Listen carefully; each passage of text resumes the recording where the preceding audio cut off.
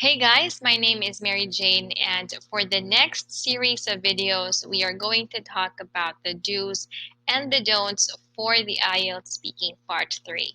So just a very quick review about what IELTS Speaking Part 3 is. It usually lasts for about 4 to 5 minutes. You will be asked then about 4 to 8 questions. So you don't need to worry because the IELTS examiner asks questions related to the topic that was given to you in part 2. And all you need to do is really to give some detailed answers. So for the first part, we're going to talk about the don'ts in the IELTS Speaking Part 3. And the first don't that you need to do is, or you don't need to do rather, is don't think to tell something which will match with the IELTS examiner's ideas. So this means that you can talk about your views even if you feel like the IELTS examiner won't like them.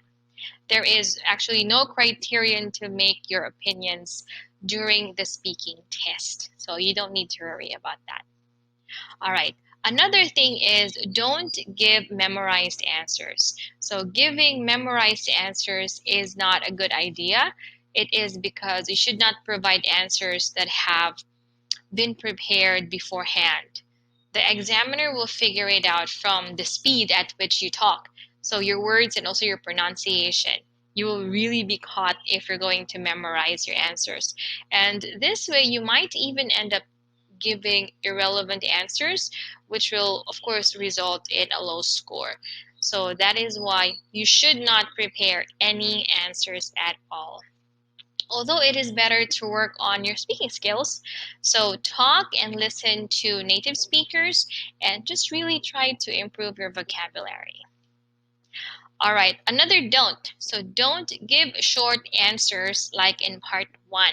So for this part, you should provide long and explained answers with about 3 or 4 sentences.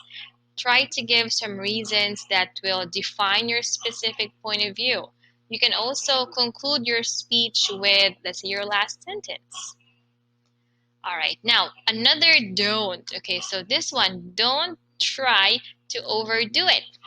So if you want to use a fancy word, make sure that you know each the exact meaning of it. Otherwise, that might reduce your score.